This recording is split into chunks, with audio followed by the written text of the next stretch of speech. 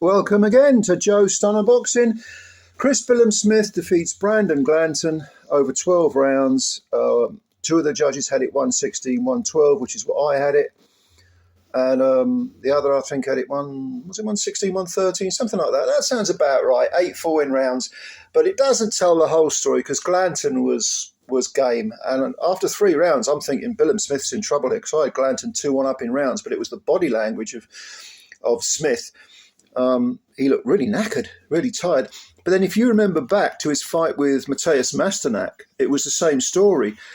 Billam-Smith always seems to be in hard, grinding, grueling fights, and this was no exception. It was a real tough night at the office, and he deserved the win, like I say, but Glanton came all the way to London to win, not to make up the numbers or collect his paycheck. He did himself proud. He definitely, some of those rounds, it could have been closer, 115, 113. I know on the commentary, one of the commentators anyway was saying he thought it might be a draw. I don't know about that. That might be pushing it. But there's no doubt that every minute Billam-Smith had to work hard. And if you're going to lose a fight, you've got to leave it all in the ring. And I think Glanton did that. He did what he possibly could. He couldn't match Billam-Smith for skill. To be honest, Billam-Smith fought Glanton's fight for most of it, which is why I thought in the early rounds, what's he doing? He needs to keep it long. He's much taller, he's much rangier.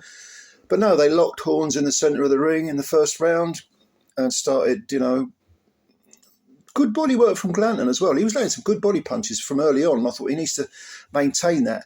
And he didn't quite keep up the body work rate. But Billam-Smith, I think what won Billam-Smith this fight was his experience, because he has had a lot of tough 12-rounders, and probably is a higher level of natural talent and better schooling, because he's been through the mill, that horrendous shellacking he took against Ramirez. He looks like he's got something left. He looks like he's still got the motivation. That was a question mark. Whenever you take a beating that bad, like the one he took against Ramirez, you've got to say, okay, where is this guy at now? Because is he 34 now, Billam-Smith? Glanton himself is about 33, but at no point was either guy really badly shaken. Glanton was a bit free and easy with the head. Billam-Smith was complaining, but he was always going to get in close and try and bang the body and bring the hooks up. And for the most part, he did that. We tried to do it. It's just that by the mid-rounds, I think Billam-Smith had settled into the fact this was going to be a grueling, tough fight, probably a 12-rounder, and I'm going to mix in my innate toughness with my superior skills. And he does have, he's a very intelligent man, Chris Billam-Smith. He's got a very intelligent trainer in Shane McGuigan. And that seemed to be, game plan wise, tactics wise, that seemed to make a bit of the difference, because Brandon Glanton, as tough as he is, and he is very, very tough, calls himself bulletproof, and he'll give any cruiserweight in the world rounds, definitely. If he wants to carry on, I don't see why he can't regroup and go again, because he really did push Billam-Smith all the way. But it was the second half of the fight where Billam-Smith's quality just told a little bit, I thought. It was just a little bit more than Glanton, a little bit more variety.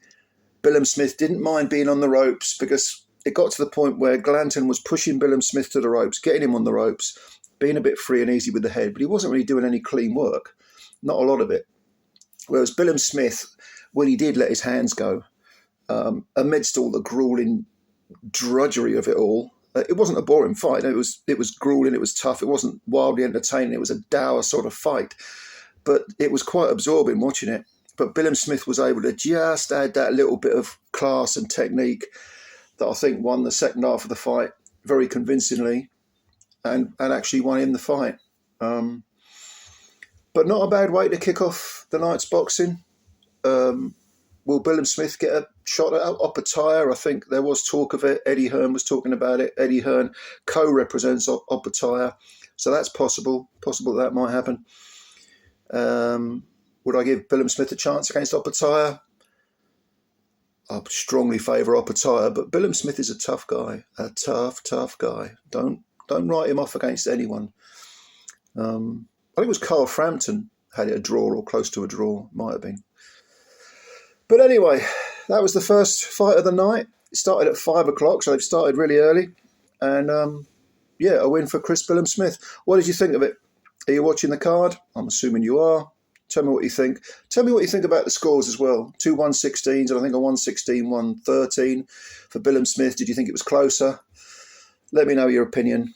And how far do you think Billam-Smith can go back into the world fray? Do you think he's got another world title in him? What about Glanton? Do you think he can come again? Do you think he can improve? I don't know, he's 33, but you never know. You never know. Anyway, comments below. Subscribe to the channel if you're new. Hit the like button. Plenty more to come tonight. And bye for now.